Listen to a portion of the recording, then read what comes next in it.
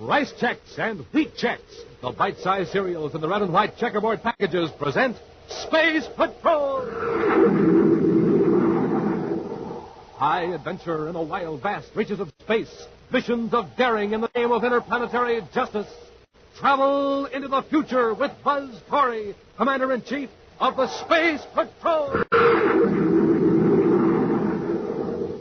In today's transcribed Space Patrol adventure, Buzz and Happy, exploring a wooded section of Mars, have just seen two men in strange, primitive masks holding a girl as captive. As the two space patrollers move to rescue her, Happy falls into a pit covered with branches and leaves. You give me a hand. I'll pull you out. Yes. I can't quite reach it. I'll lie down on the edge of the pit. There. Well, that's fine, sir. Now I can... Commander, look out. What's the matter? Look behind you. There's a man in a mask, and he's got a spear at your back.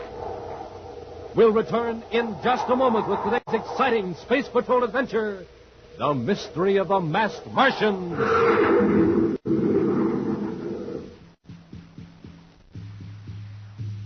You hear those drums, Space Patrollers?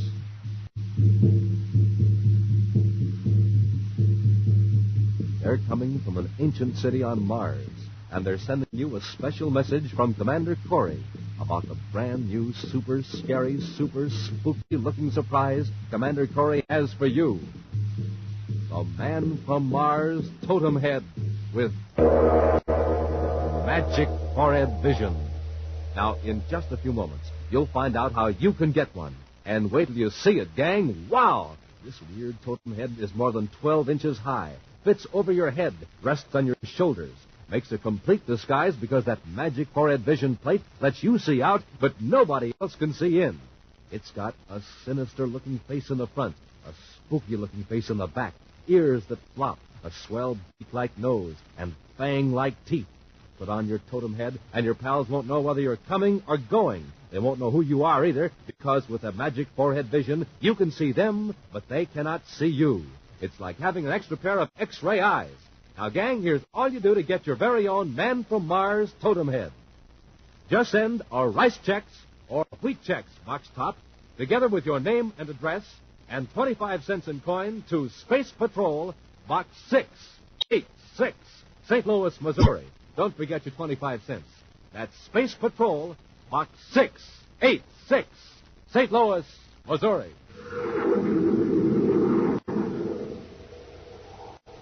And now, today's Space Patrol adventure, The Mystery of the Masked Martians. At regular intervals, giant towers rise up from the Martian desert, ready to relay power along the equator to a city far beyond the horizon.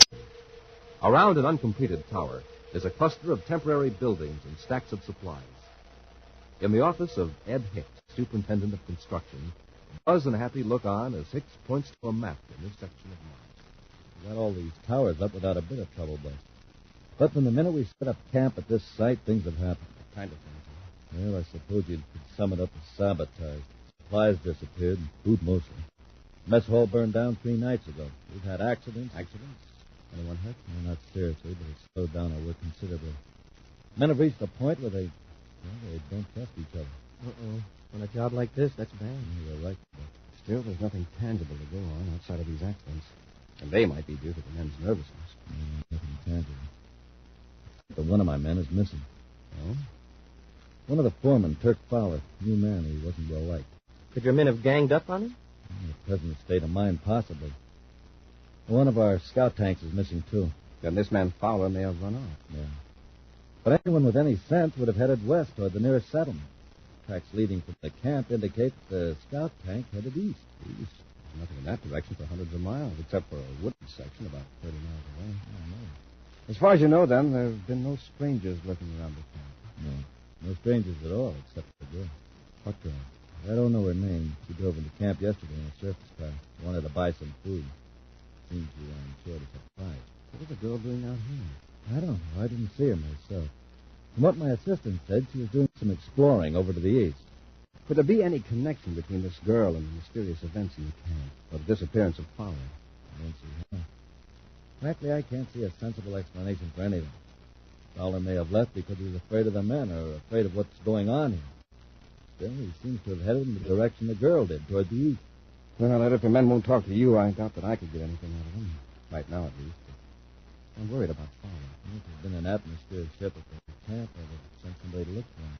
Fowler doesn't want to be found. A search by air would give him a chance to hide, but another scout tank could follow his tracks across the wasteland. Have you got one available? Yeah, sure. I'll have one fueled up right away. Fine. Happy and I will try to find them. Mile after mile, Buzz and Happy follow the tracks of the stolen scout tank across the Martian desert. Then, across the almost level wasteland, they see a range of low hills covered with what on Mars is thick vegetation.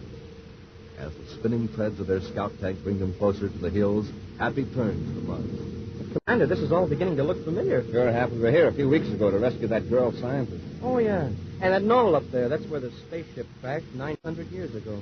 The wreck that was supposed to have a treasure aboard. Uh-huh. Hey, Commander, look up ahead. There's a vehicle of some kind. That's not a scout tank. It's an ordinary circus car. It looks like it's stalled in the sand. Must be equipped with special treads or couldn't maneuver on this terrain. Well, didn't Ed Hicks say the girl who came into camp was driving a surface car? Yes. We'll stop and have a look. There's no one in the car, sir. No one's in sight.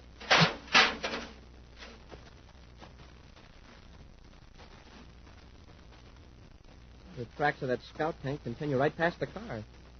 Toward those wooded hills. Look at these footprints. They lead from the surface car to the tank tank.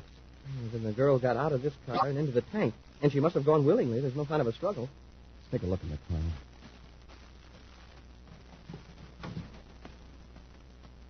Let's see who this car's registered to. Uh-oh. What is it, sir? Look what's lying in the back seat. A mask. Why, it's the same kind of mask we found weeks ago near the wrecked ship and gave to... what was that girl scientist's name? Lauren. Sana Lauren. It's the same mask. Well, now we know who the girl was that visited the conscription camp. This car's registered to a vehicle renting company in Lowell City. And Miss Loring must have driven all the way from Lowell City, hundreds of miles across the desert all by herself. Apparently she's not alone now. Do you think she's in any danger from Fowler? Perhaps not.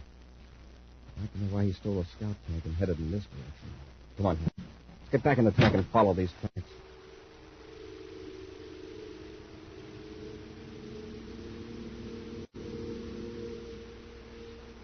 There's the tank, sir, right at the edge of the woods. And over at the left is the wrecked spaceship. The black star. I don't see anybody up on the knoll. Maybe they're poking around inside the wreck.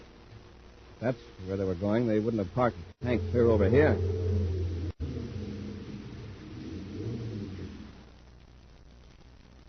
Probably exploring the woods, huh? Since Fowler may not be too delighted to see us. Probably a ray gun. Cautiously, Buzz and Happy work their way deep into the woods, following a trail marked by broken twigs and an occasional footprint.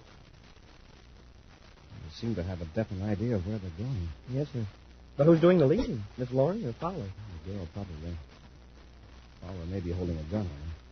And when we last saw her a few weeks ago, she was convinced that the people that crashed in that ship were space pirates and had hidden stolen jewels somewhere in this area. Only the jewels, but everything else. The wreck was completely stripped.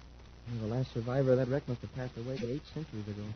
Hey, maybe he left a map, and Miss Loring found it. Mm-hmm. There was one mystery about that wreck that Miss Loring couldn't explain. When the pirates crashed, the spacer phoned for help. According to the ancient records, there were 20 men and women aboard the Black Star. 18 survived the crash. Yes, sir. And help never arrived. Those graves up on the hill near the wreck prove that. And that's the mystery. Remember, there are 20 graves. Who buried the last survivor? Hey, that is a mystery. Of course, the simplest explanation is the records are wrong. There are 21 people aboard. And Miss Loring may have all the facts now, Commander. It'll make quite a story. Those pirates landing with a ship full of stolen museum relics from Earth. Yes, and the choice they had to make. Between living out their lives here on Mars or calling for rescue and going back to Earth as criminals. And there could have been a battle between those who wanted to stay and those who wanted wait, to go... I think I heard something like that. There's a movement in that bush.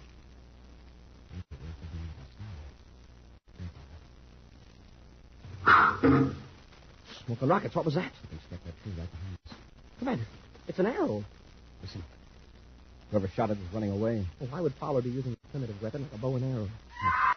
It's a girl. Dinah Loring. She's in trouble. Come on, Hap.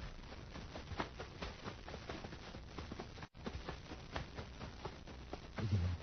Coming to a clearing. Commander, look. Am I losing my mind? Oh, no. just like the one we found. The big teeth, the bulging eyes, and the feathers. I thought I guessed. And skins like timbers. Yeah, they're carrying bows and arrows. Heaven sakes. They're resting. They'll start to shoot when they're ready. What about Miss Loring? Let's make her unconscious. I'll tell her after the camp. The important thing is to get her away from those men. Just what I'll have to do. Yes, sir. Hey! Happy. Happy, you hurt? No, sir, I didn't see this hole. It was covered up with branches and leaves. Now, give me a hand. I'll pull you out. Yes, sir. I can't quite reach it. I'll lie down on the edge of the pit. There. That's fine, sir. Now I can... Commander, look out. What's the matter? Look behind you. There's a man in a mask. He's got a spear at your back. We'll return to Space Patrol in just a moment. Weird. Fantastic. The man from Mars, totem head. Magic forehead vision. And you can have one, Space Patrollers. In a second, you'll find out how. And when you put on your own totem head, you'll look just like a real space spook. Even your best pal won't know you. It's more than 12 inches high, and from head to shoulders, your identity is a complete secret. That magic forehead vision lets you see out, but your friends can't see in, or tell who's wearing the man from Mars totem head. Think of the fun you can have fooling them. You won't know which direction you're headed either, because the totem head has a face in the front and one in the back, too. It comes in real Martian colors, red and yellow, green and black, with floppy ears, a beak-like nose, and fang-like teeth. Now remember, from magic forehead vision, that's X-ray vision. You can see out, but nobody can see in. And to get your Man from Mars totem head, do this. Just send a Rice Chex or Wheat Chex box top, together with your name and address and 25 cents in coin, to Space Patrol, Box 686, St. Louis, Missouri. Don't forget your 25 cents. That's Space Patrol, Box 686, St. Louis, Missouri. This offer good only in the USA and may be withdrawn at any time. And now back to our Space Patrol adventure, The Mystery of the Masked Martian. Buzz and Happy have trailed the stolen scout tanker across the Martian desert to a wooded area. In a clearing deep in the woods, they saw Fauna Loring, a girl scientist struggling in the grasp of two strange figures wearing weird primitive masks. As the Space Patrollers rushed to her rescue, Happy toppled into a pit covered with branches. As Buzz stretched himself prone on the ground at the edge of the pit to assist Happy, another masked figure appeared. Right now, Happy is looking up from the pit, horrified that the man in the grotesque mask holds the point of a spear against the commander's back. Don't move, sir. It looks like he's ready to jab you. You've got your ray gun. Give him a blast. Flew out of my hand when I fell. I can get mine out of my holster without making it suspicious. Oh! Commander, did he hurt you? That's just a warning. He evidently knew I was reaching for a weapon. He's taking your gun. For a savage, this one's smart. He doesn't know how to use my ray gun. He's making sure I don't use it. Proving him out of reach with his foot. Help him. Get that man out of pit. Commander, he talks English. You must know everything we've said. Hurry! All right. Take it easy. Give me a hand, Happy. Yes, sir. Up you go. There. You stay right there. Do not move, or I will use my spear. We won't move. Who are you? I am Board. Captain Board. Stay where you are. I will pick your weapons into the pit. I don't get this, sir. These people wear those masks and use bow and arrows and spears, and yet they can speak English. And this one calls himself Captain. Could have finished disposal of that spear, but he didn't. I could rush in there, sir. It wouldn't help Fauna Loring, even if we overpowered him. Well, there go our guns into the pit. Go. That way. Across the clearing. All right, Board. Captain Board, but where are you taking us? To the village of my people. You shot an arrow at us a while ago. Your men are holding a girl. She's a friend of ours. Now you're threatening us with your spear. Why? We haven't harmed you. That is a lie. The other man drew his weapon. It made big sound. And two of my men fell to the ground. The other man. That must be Fowler. Borg, listen. Those men that fell, there were no wounds on them, were there? No, but they do not move. They're merely asleep. They'll wake up and be all right again. Let us take the girl and the other man, and we'll go away. No. You are not of the great ones. You do not wear masks. Therefore, you are evil. Great ones? Who are the great ones? We will not talk here. Go. I will follow you with my spear at your backs. You better humor him, Happy. I think Captain Borg will listen to reason eventually. With the masked Martian walking behind them with raised spear, Buzz and Happy make their way through the woods. At last, they come to a clearing containing a few rude huts. In the face of a cliff are the openings of several caves. As Buzz and Happy are marched through the tiny village, they're aware of faces peering at them through the doorways of the huts. Captain Borg pods them toward a cave guarded by a huge man, also wearing one of the strange masks and holding a spear. The guard stands as though he were made of stone, except for a stiff salute to Borg with his long spear. Get in the cave. I will come for you when my crew has decided your fate. Do not attempt to escape. All right, Captain Borg, but there are a couple of facts you ought to know. Get in the cave. Okay. Come on, Happy. Yes, sir.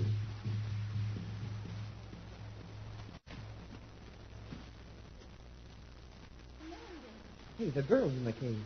Mander, You all right, Miss Lloyd? as well as can be expected. What about Fowler? Is he here, too? He was speaking about the battalion. He was hit by an arrow after he used his ray gun on Borg's men. Is he hurt bad? It's just a flesh wound in the shoulder, but we should get him to a doctor before it becomes infected. Very attitude. That isn't going to be easy. Hey, Miss Loring, who are these people? Do you know? Yes, but the truth is so fantastic you won't believe it. They're descendants of the people who cracked open the Black Star. Isn't that right? Yes, Commander. It's the most amazing example of survival I've ever heard of. That ship crashed here 870 years ago. That means this is about the 25th generation. Hey, but those graves on the hill, they're exactly 20. Why aren't there more? That hill's regarded as sacred ground. It's reserved for the great ones. The great one. Oh, that's the phrase Borg used. Yes, these people believe that their remote ancestors were superior beings who came out of the sky. They came out of the sky, all right, but they sure weren't superior. They were pirates. Remember, Happy, in 800 years, facts can become distorted into legends. Yes, but didn't they have any books on the ship? In the struggle for survival, reading probably became a lost art in 2 or 3 generations. It must have taken over their efforts to obtain food. Reading wasn't a practical skill. But those crazy masks, they weren't practical either. No, but they symbolize the greatness. Those masks are copies of those that were aboard the spaceship. Relics of primitive tribes that lived on Earth thousands of years ago. Yet they're not quite like real masks, Miss Mary. I know. After all, these people are intelligent and creative. Each generation probably added its own ideas and designs. Yeah, but you'd think they'd know that people who fly in spaceships don't wear primitive masks. The first generations probably realized it, but for hundreds of years, everything these people know has been passed on by word of mouth for 30 generations. Yeah, I noticed that Borg calls himself captain and refers to his people as his crew. Yes, those terms are carryovers from the original survivors of the spaceship crash. Each new leader of this colony becomes a captain of the crew. Sounds funny at first, but I guess it makes sense. How many people are there in this group now, Miss Long? Not more than 60. Yeah, that's quite a mob when they've got bows and arrows and we haven't got any weapons at all. It's ironic, isn't it? Those primitive weapons, those museum relics, hadn't been aboard that spaceship. These people couldn't have survived. That's right. Chances are the ammunition for the modern weapons was exhausted in a few years. Well, right now I wish the spears and bows and arrows were exhausted. How are we going to get out of this fix? The chief weapon now is to know how these people think and what they feel. Exactly. Now, if we can convince him that... It's Borg. Well, Captain Borg, what's the verdict? Verdict. I do not understand. But no matter. I have met with my crew. We have agreed that you will not leave our woods alive.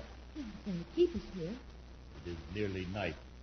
Deimos, the large moon, is already climbing across the sky. When he is overtaken by a swift little brother Phobos, I will come for you. The best marksmen of my crew will aim their arrows so that you will not suffer. Oh, that's great. Thanks a million. The great ones will be avenged. Until I return, goodbye. Well, I've been in some tough spots, but this is a nightmare. He calls the moons of Mars by their right names, and yet he's going to finish us off with bows and arrows, like some primitive savage. What are we going to do? Another half hour will be dark. It gives us about an hour before Phobos passes the other moon.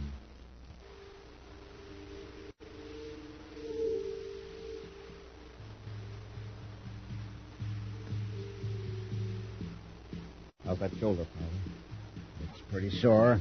Otherwise, I feel okay. All right, now listen. The worst I know about you right now is that you stole a scout tank from the construction camp. I can explain that. I had to get away. The men were blaming me for that sabotage. But I didn't have a Never mind danger. that. trying to get out of here. We've got to act now. With that bad shoulder, you aren't going to be much help in a fight, so Happy and I'll jump the guard outside the cave. You two be ready to run when Happy and I attack you. Don't worry. He's standing out there, holding his spear. Let's go. You never know what hit him. Come on. Paula, let's get out of here.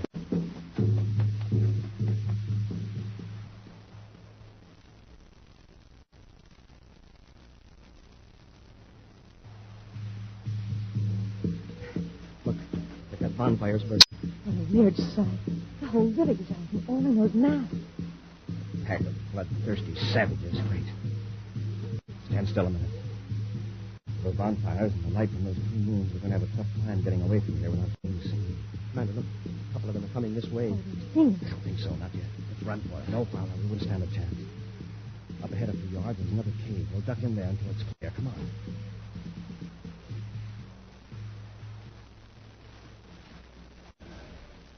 We made it. We aren't any better off now than we were before. Yeah? We haven't got a guard standing over us. And Forbes' crew doesn't know we've escaped yet. Just let the commander handle it. Paula, turn off that light. Take it easy, Commander. My back's to the cave opening. It won't show from outside. One flash of that atomo light, and we'd have the whole village in here on our necks. Hey, look back there in the cave. Looks like a museum. Paula, shield that light with your hand. Happy you and Connor stand close behind Paula to block any stray beams. Yes, sir. Wow, look at all this stuff. Masks, bows and arrows, spacesuits, and tools. And drums. Primitive drums. This one is African. And this is the southeastern Asia. Borneo, perhaps. Never mind the drums. Look at that. Wow, a whole chest full of gems. Diamonds, rubies, emeralds. This one is worth at least 1 million credits. Commander, this cave is a sort of a shrine to these people. Here are the relics from their ancestors' ship, preserved for centuries. Interesting, isn't it? Space suits of the 22nd century next to prehistoric weapons. It's all the same to these people. Papa, leave those jewels alone. Now, let's take what we can. What good are they to these savages? Put them back. We aren't going to steal their treasures. Commander, are you nuts? This was pirate loot to begin with. Did their ancestors steal it? We haven't got time to argue about ethics and honesty. You want to walk out of this cave, or do I carry you? Well, okay. We could all be rich. I'm more interested in getting away from here alive. Commander, can I see if it's all clear outside the cave? Now, wait, Henry. These masks. If we each put on a mask, we might be able to work our way around the edge of the village without being challenged. You are nuts. What about our clothes? It's a chance we'll have to take. Unless someone gets very close, our clothing will merge with the darkness. It's worth a try. Sure, even if they know we've escaped, they'd never suspect us of wearing these masks. Come on. Pick a mask and let's get out of here.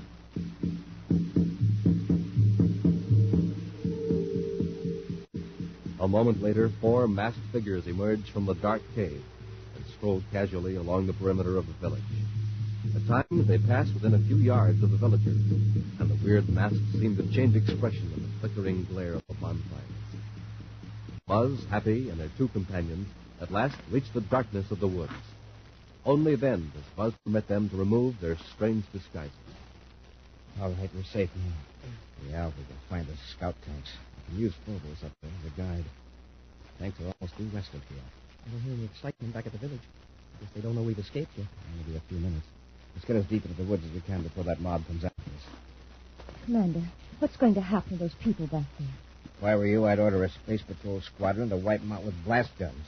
Fowler, what a dreadful thought. Somehow, we've got to convince these people that we aren't enemies. It'll take time, patience, and understanding, but eventually they can learn to live in our modern society. With the 2 moons of Mars racing across the sky over them, Buzz and his party at last reach the edge of the woods and stand beside one of the scout tanks.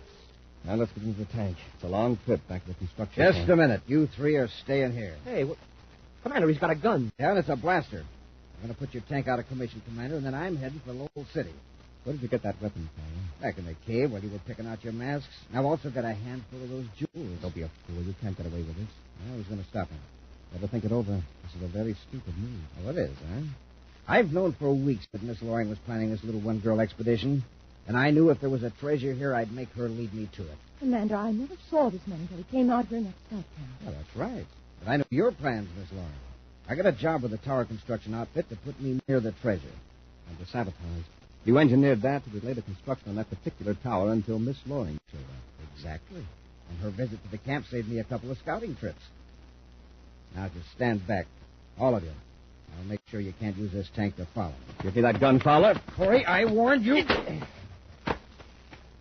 Well, I'd have to get him to his feet. Amanda, you had that gun pointed right at you. Why he pulled it? He did pull the trigger. Oh, and you took that chance? That wasn't much of a chance. Fowler found that gun in the cave, right? Oh, then you figured it wouldn't fire because it was so old. No, Hap. Old weapons are often as deadly as new ones. I couldn't know about the gun, but I do know of human nature. But, sir, what's human nature got to do with the gun not firing? Human beings don't use spears and bows and arrows. It's a more powerful weapon available. I could be almost certain that gun had fired its last shot centuries ago.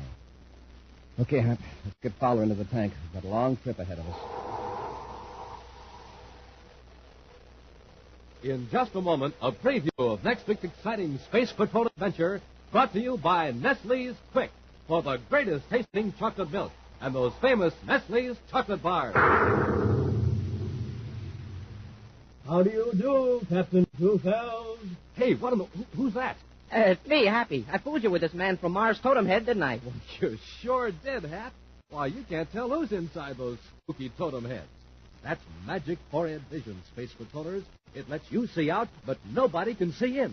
You're completely disguised when you wear your totem head. Smoking rockets, the totem head is fantastic. More than 12 inches high, all brightly colored with a scary totem face in front and another face in back, so your friends can't tell whether you're coming or going. And remember, the magic vision forehead works only for you, so you can see out, but nobody can see in. Now, here's how to get your very own totem head. Send the lid or a tracing of the front of the label of Nestle's Quick, together with your name and address and 25 cents, to Space Patrol, Box 686, St. Louis, Missouri. That's Space Patrol, Box 686, St. Louis, Missouri. And now, a preview of next week's exciting Space Patrol adventure. Buzz and Happy have entered a manufacturing plant on Jupiter to capture a fugitive. Now, in a large, empty storeroom, they find their search blocked by a locked door. He must be in the next room, sir. I heard a noise. Let's get away from this door. It looks pretty rugged. What happened to the lights? Darkness will help off as much as Saturday.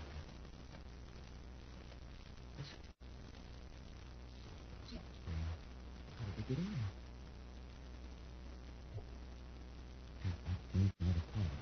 Two of them here. They've got ray guns. Fire toward those sounds. We've got to hit them before they hit us. Be sure to join us next week for the thrilling story, The Tattooed Atom.